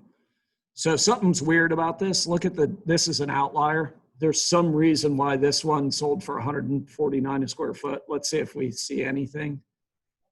It was bank owned, probably had severe, and then, yeah. Generally these houses are sold almost as is, where is, and it could have severe, oops. Let's see. Yeah, that's pretty bad, pretty bad, pretty bad. Oof. So it mostly needs to be all redone. You can see how nasty, look at the baseboards. Oh, that's concrete, so there's no flooring. Bathrooms need to be, everything needs to be redone. So this is obviously, so out of this list, essentially what's gonna happen is we would have printed this out and we would have made the notes all the way along about the ones that are gonna matter and what's not gonna matter. We would have picked this one and this one are a little nicer. This one's a little less nice. This is the weird one. This one and this one. So we could pick those 6. And we would just make notes about the good and the bad of each of these and whether they compare, how they compare. And I'll show you one after that's all written up, how it looks when we're getting ready to present this. If I do a statistical CMA on this, and I use those 6 results, basically canceling out the 2 that don't make any sense. This gives me 205 a square foot. So what that says is a house that's, and so how you read this is, here was the average list price of those 6 was 459.3. The average sold price was 433 or 443, 33, 33, 33. The list of sales average for those 6 was 97%. So you always hear me say, if this is to a buyer, if a buyer says, hey, what should I offer? I can go, well, it's going to close at 97% of the list price plus or minus 3. This is the example of that. This has an approximate larger square footage by about 100 square feet, a list price of 212 and a sold price of 205. So if I just took the 205, for example, and I go 205 times 2077, that tells me their house is going to sell for about 425. So I would show that seller, this is what the average says. And I would say to them, but like I told you, I feel like in the current market, we need to be optimistic. So let's say, what if we priced yours higher at 435 and we divide that by your square footage, 2077. That's going to put us at about $210 a square foot. If we look at our list, these two that we determined were a little bit nicer were both sold at $214 a square foot. We're putting yours at $210. Probably makes sense. We put you above every other house on this list. So does $210 make sense? That's where it looks, $210 a square foot looks like where it would slot in. Maybe being a little optimistic. But it looks like I think we can get $435 plus or minus $5,000 for your house. Here's what I don't say. We can list your house between $425 and $450. Why would I not say that? They're going to list their house at $450 100% of the time. So I don't give a range on the list price. I only give a range on what it's going to sell at. I know this house is going to sell at $430 plus or minus $5,000. Oftentimes I'll say $432.5 plus or minus $5,000. I'll say that's what it's going to sell at. Now, how do we get it to sell for the highest end of that number in the shortest amount of time? We price it right. If we put it at $435, it's going to sell at $435 or very close to it. We might get lucky and have a multiple offer situation. Here's what happened instead. So this is what's going to happen to the majority of you. She went in and said this $435, used that exact script, used all the stuff that we just said we're going to do. And the lady said, I want to list it at $450. What do you do then? What are your options? Yeah, you could say, I don't want it. Or you can say, hey, look, it's your house. The numbers don't necessarily play that out. But here's the deal. I'll go out on a limb with you for a couple of weeks. If we don't have an offer in 2 weeks, we need to get the price down to $440. I just want to warn you, we're really low on inventory. So your house might show in 2 weeks 15 times. But if you don't have an offer, that means it's priced too high. 15 people looked at it and said it's not worth it. So even though you might be getting showings and still need to reduce it. I just want to make sure you know that. But, like I said at the beginning, it's a seller's market. I wouldn't be doing my job if I wasn't being as optimistic as possible. I think 435 is optimistic. You want to try the 450, we can do that for a short period of time. And then you can make that, and then when you guys come to an agreement, you say, okay, I'm going to schedule up the photographer for the end of the week. I'll put together all the paperwork. The stuff we talked about moving your furniture and putting some of your stuff away, go ahead and do that because we want your house to show in its absolute best light. I'll have the paperwork while the photographer's taking the pictures.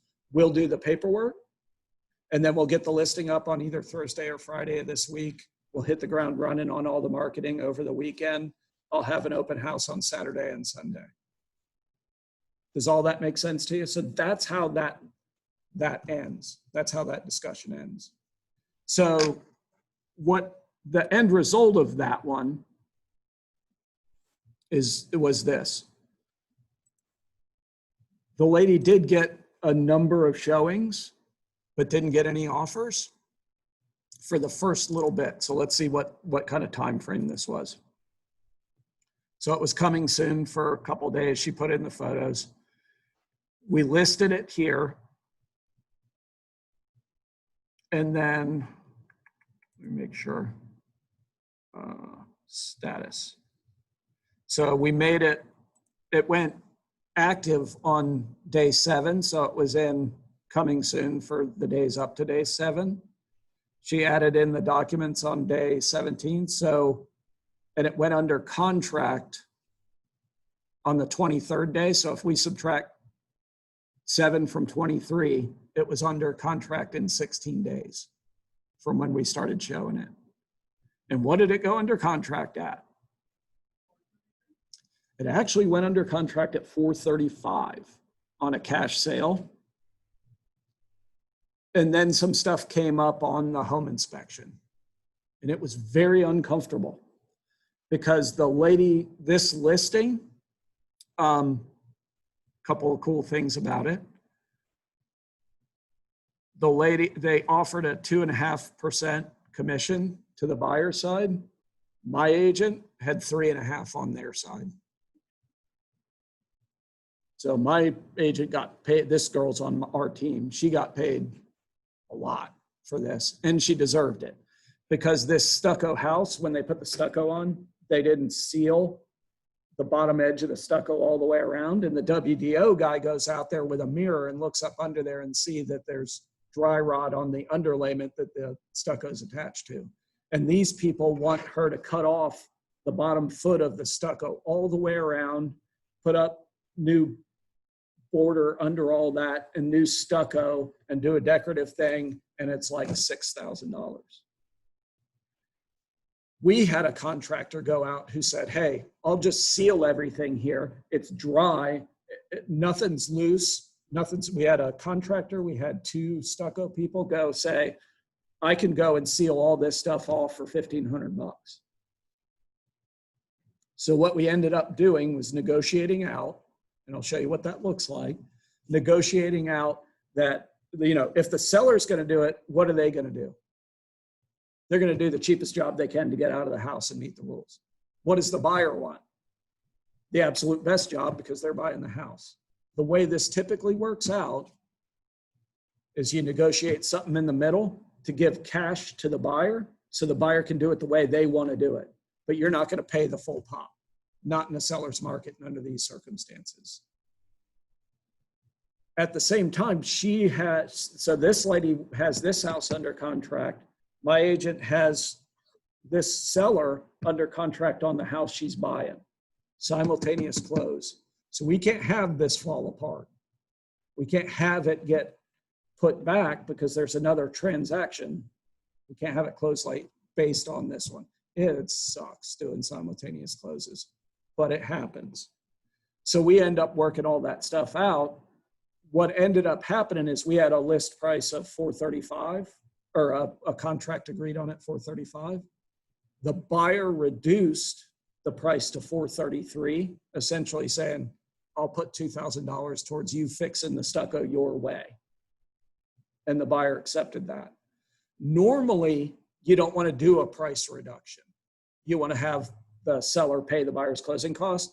But because this was a cash transaction, there aren't any closing costs for the buyer. So you just reduce the price, and it's not the same as reducing it for a mortgage. Most of the time you want to transfer money back and forth. So we ended up putting it up for $450. The offer came in at $430. We negotiated it up to $435, and then we worked out the negotiations and it closed at $433, exactly where we all knew it was going to, where I knew it was going to close at the beginning.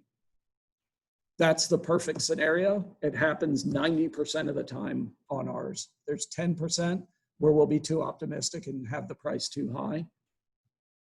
And, you know, then we have to make adjustments and do some different stuff. So when we do this together, we'll get it right. Just make sure that when in between step 1 and step 2, you leave me enough time for me and you to get together and we just spent an hour doing this. It took her really her and I about an hour and a half to do this one, get it down to this, have all the notes, and to show it to the seller and get it all agreed upon. Does that all make sense? So this is a funny thing. What have I not looked at? I haven't looked at anything active. I often forget, because it just doesn't matter. What matters is what's sold. But sometimes if there's another house that's exactly the same as yours, essentially, you want to stand in that house and stand in yours and see which one's gonna win in the end, which one's gonna win.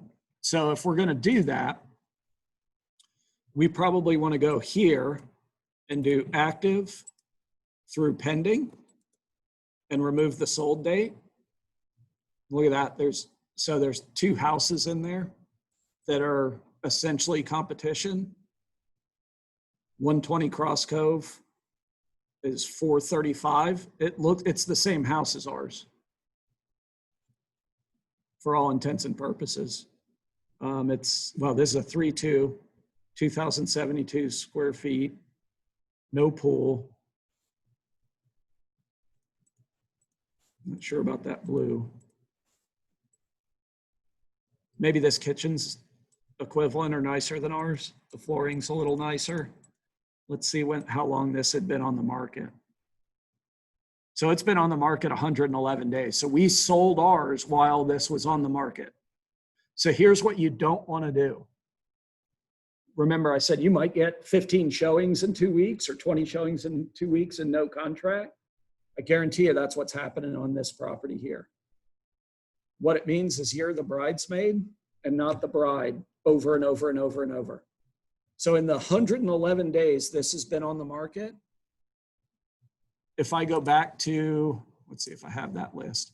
If I go back to our list of solds, about 4 or 5 houses have closed in the time this has been on the market, and it's not sold yet. I'd be willing to bet it was way overpriced at the beginning. Yeah, people don't like it. I mean, it was at $469.9, which, let's take a look at that. Ours sold for $209 a square foot. This house was at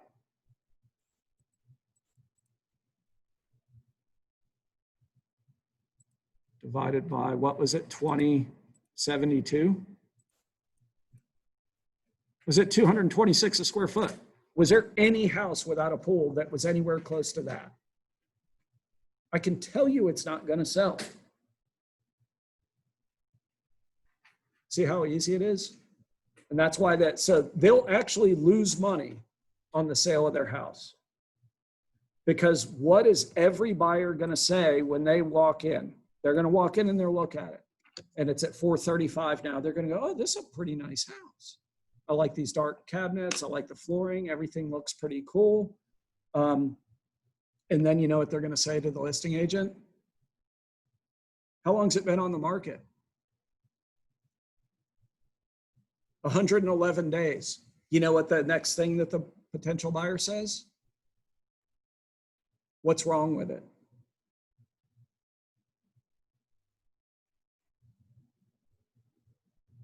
So what's wrong with it? Well, the answer would be, well, it was way overpriced at the beginning. If it was my buyer, I'd say it was way overpriced at the beginning. And in fact, they just did a price reduction. They've done a price reduction in the last 2 weeks. So they did a price reduction on the 12th. They did a price reduction 15 days ago. So now it's probably in the neighborhood that it should sell. The problem is that it's not, now it's going to sell for less than 435. If they would have priced it at 435 when mine was 435, this might have sold instead. Now it's going to sell for 425 because of the long days on market. And then this one obviously wouldn't have been much competition for us. I suspect it's little. Yeah, $18.97 a square foot. So we would have looked at the competition to see, you know, what's going on there. Does that all make sense? Is it fairly clear? Last thing that I'm going to show you, because it will be useful to you. Sent. This one almost fell apart based on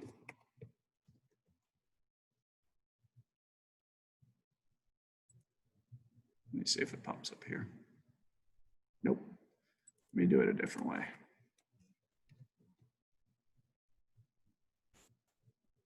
See if this gives it to me.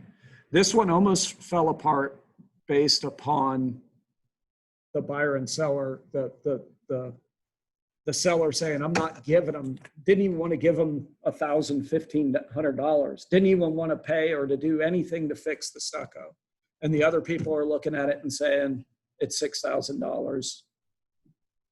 And the transaction almost fell apart. So if we run into a situation like that, me and you will sit down and craft how to get out of that. Here's what I wrote up for her to send to everybody. So I wrote this up so she could copy and paste it. Her customer was Raquel and Robert. Here's where we stand currently and my recommendation for a solution/resolution. We're at an impasse in regards to the stucco WDO issue. From here, we have 3 options we can present moving forward. We can put our foot down and say, buy the house as is or exit the contract. I honestly wouldn't recommend this option. The problem will almost certainly rear its ugly head again and put us back in the same position we're currently in. The additional time on market may negatively affect the amount of future offers, and there's no guarantee of when any future offers will come in. Number 2, we can offer a credit to the buyer so that they can complete the repairs in the way they want them completed. My recommendation is that we find out what the outstanding quotes are and come up with a number. For example, if the quotes come in at $3,400, $5,000, $7,500, and $8,000, we offer them $3,500 credit so they can do the repairs. I'd recommend going with some version of this strategy. Number 3, send a signed cancellation. With this option, we get to start over. If we go this route, I'd recommend doing the repair that seals everything up so we don't end up in exactly the same place again, which that repair was $1,500. When it comes right down to it, I support whatever decision you make. Just wanted to give you some options that might work for everyone. Feel free to call or email me with any questions or concerns you may have. I'm in a meeting till approximately 5 p.m. I'll get back to you for any discussion at that point. And we did that at 2:30. Here's what this lady, so this is a husband and wife that don't get along. They're divorced. They're both on the deeds. They both have to agree to everything. They're fighting over this internally. Then they're fighting with the buyers. So I put together these options. The reason I did the feel free to, so first of all, the wife, don't do this. The wife was saying, I'm the one that lives here. He told me I get to make the decisions. Don't communicate with the husband. Don't do that. Don't ever be in that place. That's a bad place to be. So she sent this to both the husband and the wife. And then lo and behold, it gets worked out. The reason, so these are all options. We ended up giving them a credit. These are all options. But at the bottom, I put, feel free to call me with any questions and concerns you may have. I'm in a meeting. I gave them 2.5 hours to digest this. She wasn't in a meeting. We sent them the email and let them digest it, think about what they want to do instead of making a stupid emotional decision, and decide which plane of attack they wanted to work on to make this thing pan out. Because what you don't want to do is have this lady who was a screamer. She'd freak out, she'd scream, she'd cry, she'd bitch, she'd moan. Everything was an emotional reaction. But to type it up this way, send it to her and say, we can't talk for 2.5 hours is the way to deal with it. And then to include the husband in it so that the two of them can come to terms with each other prior to trying to come to terms with the buyer. And this worked. And this was minutes, hours from this contract falling apart. So just know that we will always have, the hardest part is getting it to close, not getting an offer on your listing or getting an offer accepted for your buyer. The hardest part is this. Okay, any questions about that big, long, drawn out 2-step listing process? I'll get the script and the paper version, the PDF version of that up sometime this afternoon. I have an ugly little thing that I have to deal with. I appreciate your patience, Thomas. I have a contractor who's working on something for a potential listing that Rachel and I have, and they're going out of town and there's a big emergency on how to sort this out. So I have to go sort out a dispute between a contractor and our listing that's coming up hopefully next month. Okay, Wednesday will be fun. It'll be the business planning. It'll be less of this lecture type bull crap that I don't like to do. And this is lecture type bullcrap, partially because I'm doing Zoom meetings. When it's not a Zoom meeting and I can use the board, we can do all kinds of fun stuff and script practice. It's way better, but I'm going to give that another, hopefully that'll be September, October when numbers calm down a little bit on COVID stuff. So if you need anything, get in touch with me. Wednesday will be fun. Thanks again, Thomas, for rescheduling with me. And I'll talk to you soon. Thanks, guys.